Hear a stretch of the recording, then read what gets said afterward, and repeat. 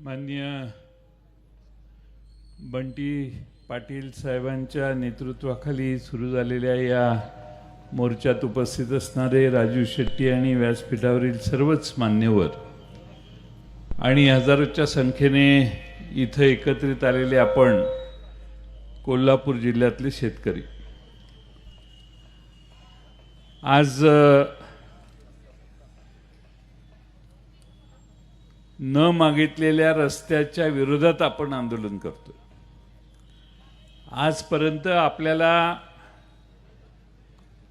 सरकारकडे हेलपाटे घालायला लागायचे, आमच्या गावचा रस्ता करा, आम्हाला पानंद रस्ते करा, आमच्या गावातल्या रस्त्याची व्यवस्था करा।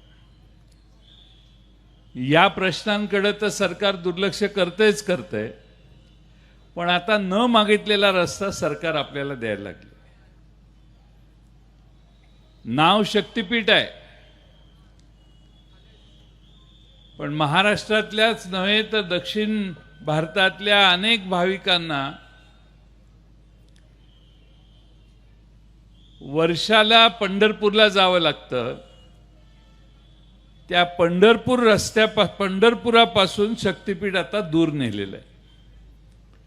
आधी 5-6 किलोमीटर अंतर होतं शक्तीपीठाचं, आता 25 किलोमीटरवर पंढरपूर पासून आता रस्ता वळवण्यात आलेला आहे। या रस्त्याची आखणी कशासाठी?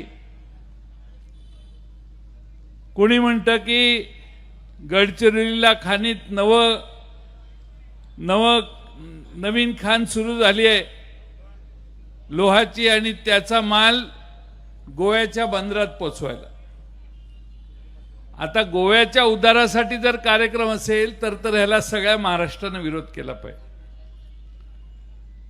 जयगड बंदर आहे, विजयदुर्ग आहे, कोकणातली इतकी महाराष्ट्रातली बंदरं आहेत, तिकडे रस्ता जाईना झालाय, पण गोव्याला रस्ता जायला लागला। रस्ता कुठून सुरू होतो? वर्ध्यापासून सुरू होतो। नागपूर जिल्ह्यात काही देवस्थानं शक्तीपीठ नाहीत काय? नागपूर जिल्ह्यात रामटेकला शक्तीपीठ का जात नाही? भंडारा गोंदियाला काही देवस्थानं नाहीत का? तिकडं का जात नाही? या प्रश्नाला सरकारकडे मित्रांनो उत्तर नाही। मी गेले 5 वर्ष बघतोय, सातारापासून कोल्हापूरकडे येणारा आपला नेहमीचा नॅशनल हायवेचा रस्ता होईना झालाय। तिकडं कोकणातला गोव्याकडे जाणारा रस्ता होईना झालाय। या सरकारच्या हातात घेतलेल्या प्रकल्पाची पूर्तता होईना झाली आहे। हे प्रकल्प पूर्ण करण्याच्या आधी 1 लाख कोटी रुपयाचा रस्ता करायला सरकार निघालेलं आहे। जणू काही सगळे महाराष्ट्रातले आणि देशातले प्रश्न संपलेले आहेत आणि रस्त्याशिवाय आता दुसरा कुठला प्रश्नच राहिलेला नाही, अशा आविर्भावात सत्ताधीश आज काम करतात। आम्हाला माहिती आहे रस्ता झाला की विकास होतो, पण ज्या ठिकाणी रस्त्याचं जाळं आहे त्या रस्त्यावर रस्ता करायचा, याला आमच्या सगळ्यांचा विरोध आहे। आमच्याकडे फार रस्ते आहेत, आम्हाला त्याची गरज नाही आता। आणि जो रस्ता सातारा जिल्ह्यापासून बाहेर निघाल्यावर नॅशनल हायवेला जवळपास पॅरलल 20-25 किलोमीटर येतो अंतरानं, जर एक रस्ता आहे ज्याचे आता 6 पदर झालेले आहेत, तर या नव्या रस्त्याची गरज नाही। कुठेतरी नॅशनल हायवेला जोडा आणि विषय संपवा। पण हा रस्ता 1 लाख कोटी रुपयाच्या खर्चाच्या वर न्यायचा, हे पहिलं टार्गेट। कुठं न्यायचा हा प्रश्न वेगळा आहे, दुसरं टार्गेट ते।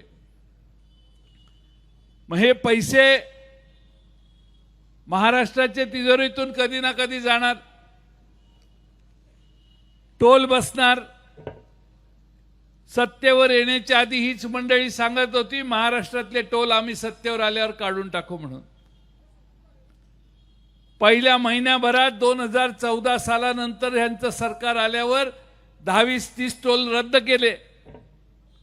महाराष्ट्रातल्या जनतेला वाटलं अरे बाबा आता सगळेच टोल रद्द होणार.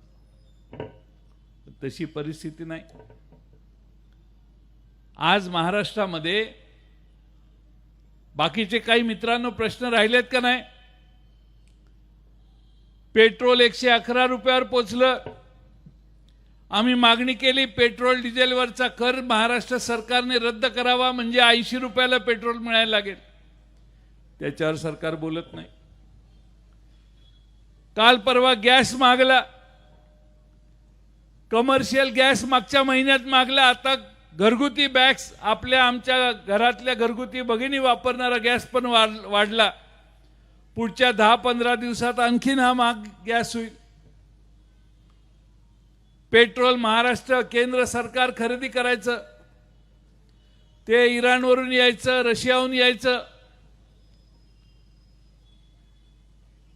आता मित्रांनो भगिनींनो, आपला निर्णय आपला भारत सरकारात घेत नाही. काल परवा एक व्हेनेझुएलाच्या राष्ट्राध्यक्ष आल्या होत्या.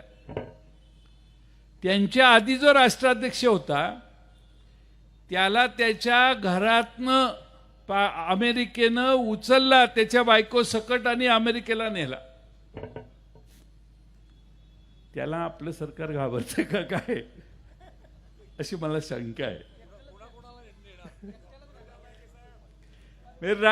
राष्ट्राचा राष्ट्राध्यक्ष घरात झोपलेला आहे. रात्री अमेरिकेची विमानं येतात, त्याच्या बंगल्यात शिरतात, त्याला उठवतात, त्याला आणि त्याच्या बायकोला धरून अमेरिकेत घेऊन जातात.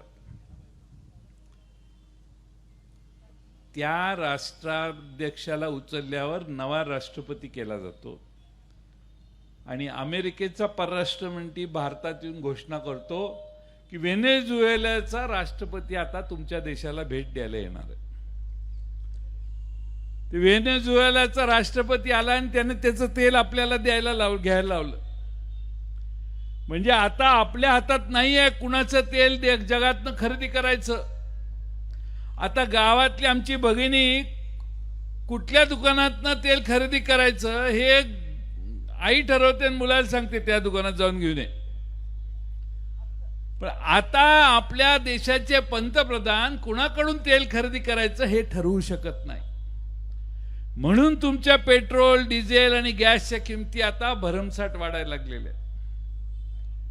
तुमच्या हातातल्या रुपयाची किंमत एवढी अवमूल्यन मागच्या 10-12 वर्षात झालं तेवढं भारताच्या स्वातंत्र्याच्या नंतर आजपर्यंत कधी झालं नव्हतं. आता 1-2-4 महिन्यात एका डॉलरला 100 रुपये मोजावे लागतील. सत्तेत असणारी माणसं म्हणतात सगळ्यांचं असं होतंय. मी तुम्हाला खात्रीनं सांगतो, आशिया खंडातल्या सगळ्या करन्सी या बऱ्याच चालल्या आहेत आणि आपलीच करन्सी खाली जायला लागली. हे महत्वाचे प्रश्न आहेत. या प्रश्नाला तुम्हाला जे तुम्ही कर्ज काढले या देशावरच्या डोक्यावर 240 लाख कोटी रुपये कागदावर लिहिता पण येणार नाही काही लोकांना. 240 लाख कोटी रुपयाचं कर्ज भारतावर आहे. त्यासाठी तुमच्याकडून डिझेल आणि पेट्रोल आणि गॅसवर कर लागून पैसे गोळा करायचा उद्योग चालू आहे. सामान्य नागरिकांना कंगाल करायचं काम चालू आहे. हे सगळं बाजूला आम्हाला रस्ता करायचा. आज महाराष्ट्रासमोरच्या आणि देशासमोरच्या सगळे प्रश्न संपले अशा आविर्भावात हे सरकार आता हे शक्तीपीठ करायला लागले. आणि म्हणून महाराष्ट्रातल्या या सगळ्या जिल्ह्यातल्या सामान्य जनतेचा या शक्तीपीठाला विरोध आहे. आधी हा 802 किलोमीटरचा रस्ता होणार होता, आता म्हणे 856 किलोमीटरचा होतो. रस्त्याची लांबी कशी वाढते. पण एका मंत्र्याला वाटलं माझ्या गावात आला पाहिजे म्हटल्यावर तिकडे जायला लागला रस्ता. मग ते पंढरपूर लांब गेलं तरी चालेल, पण मंत्र्याच्या गावाकडे रस्ता गेला पाहिजे. का तर आधी तिकडे जमिनी खरेदी करून घेतल्यात, त्याची भरपाई बऱ्यापैकी आपल्याला मिळावी. आता माणसं या रस्त्यावर झाडं लावायला लागली आहेत. का तर आपल्याला तिकडं नुकसान भरपाई मिळेल म्हणून. असा एक वर्ग आहे आणि दुसरा वर्ग आहे की जो अल्प भूधारक आहे, ज्याला आहे ह्या जमिनीशिवाय दुसरी जमीन नाही आणि तिकडे जाऊ शकत नाही, तिकडचा माणूस इकडे येऊ शकत नाही, अशी परिस्थिती या रस्त्याने गावामध्ये मोठं पार्टिशन तयार करून होणार आहे. आणि म्हणून या अशा रस्ते दुसरे असताना आपल्याला अशा गोष्टींची आवश्यकता नाही, ही धारणा आहे. बरं, काही लोक आता फिरतात, अरे पैसे मिळतील ना तुला, तू का काळजी करतो, तुला मिळतील. बाजार भावाच्या पेक्षा रेडी रेकनरचे दर कमी असतात, कायम लक्षात ठेवा. शिये भुयेतनं एक रस्ता गेलाय, त्यातला एक माणूस मला परवा भेटला. तो म्हटला, साहेब भाषणं झाली, बाजार भावानं रस्ता देत 5 पट देतो, पण आम्हाला आमच्या रेडी रेकनरच्या म्हणजे बाजार भावात गुंठ्याला 10-12 लाख रुपये आहे, रेडी रेकनरला 80,000 आणि 1 लाख रुपये, त्याच्या प्रमाणात आम्हाला पैसे मिळाले. त्यामुळे एकदा सही तुम्ही केली की तुमचे पंजोबा जरी वरनं खाली आले तरी जमीन जाईल. त्यामुळे विचार करा. सरकारच्या यंत्रणांनाही आमचं आव्हान आहे की लोकमताच्या विरोधात जाऊन असे रस्ते करणं योग्य नाही. लोकांच्यात क्षोभ वाढतोय, लोक तुमच्या विरोधात हजारोच्या संख्येने एकत्रित येत आहेत आणि एवढा विरोध असताना आपण असे रस्ते जर करायला लागला तर आज थोडीशी लोकप्रियता जी आहे ती पण हळूहळू कमी होण्याची शक्यता आहे. आज आपण सगळ्यांनी खरं म्हणजे बंटी पाटलांचं, सतेज पाटलांचं अभिनंदन केलं पाहिजे की त्यांच्या नेतृत्वाखाली त्यांनी पुढाकार घेऊन हा लढा अधिक गतीनं पुढे जाण्याचं काम सुरू केलं. आणि मी पहिल्या दिवसापासून सांगतोय, एकमेव लढाईत शेवटपर्यंत जर कोण टिकणार असेल तर ते राजू शेट्टी टिकतील.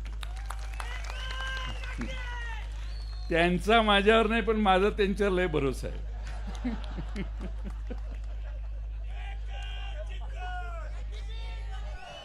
आणि म्हणून या तुमच्या लढ्याला पाठिंबा देतो. कामेरीला 14ला संध्याकाळी 6 वाजता कामेरीला आमच्या भागातल्या लोकांचा एक मेळावा आम्ही बोलवलेला आहे. आपल्यातल्या सगळ्या प्रमुख नेत्यांना आम्ही त्या ठिकाणी निमंत्रित करतो. आपल्या सगळ्यांच्या या लढ्यात आम्ही शेवटपर्यंत साथ देऊ हा विश्वास या निमित्ताने व्यक्त करतो, आपणा सर्वांना देतो. आणि ह्या चुकीच्या गरज नसणाऱ्या रस्त्याला महाराष्ट्रातले सगळे विरोध करतील असा मला विश्वास आहे. या रस्त्यावर सत्तेत असणारे आमदार आहेत, त्यांना माझं आव्हान आहे की सत्तेत असणाऱ्या आमदारांनी घाबरून जाऊ नये, ठामपणाने आपली मतं मांडावीत.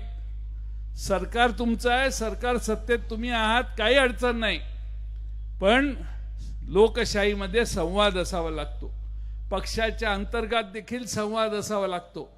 या रस्त्यावरच्या सगळ्या सदस्यांना माझी विनंती आहे की त्यांनीही स्पष्टपणाने आपली भूमिका मांडावी आणि आपल्या भागातल्या जनतेचा खरा हे दुःख आहे ते माननीय जे कोणी निर्णय घेणारे असतील, कारण खातं एकनाथ शिंदेकडे आहे आणि निर्णय देवेंद्र फडणवीस घेतात, असा प्रॉब्लेम आहे. म्हणजे नाव कुणाचं घ्यायचं? एकनाथ शिंदेंना रस्ता पाहिजे, एकनाथ शिंदेंच्याकडे खातं आहे, त्यामुळे त्यांच्याकडे जाऊन भेटावं, तर निर्णय सगळे देवेंद्र फडणवीस घेतात.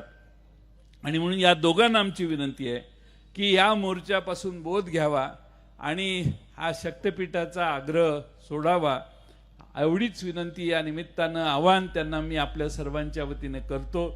जिल्हाधिकारी देखील योग्य असे अहवाल देतील आणि या जिल्ह्यात मोजणी करणं अशक्य आहे याची माहिती वर देण्याचं काम करतील. कोल्हापूर जिल्हा हा एकमेव जिल्हा असा आहे महाराष्ट्रातला की या जिल्ह्याची ताकद आणि महाराष्ट्रातल्या कुठल्याही जिल्ह्याच्या ताकदीपेक्षा फार वेगळी ताकद आहे. या जिल्ह्यातली जनता ही प्रामाणिकपणाने एकदा लढाई हातात घेतली की सोडत नाही. छत्रपती शाहू महाराजांची ही भूमी या चुकीच्या पद्धतीच्या होणाऱ्या व्यवस्थेला विरोध करेल असा विश्वास व्यक्त करतो.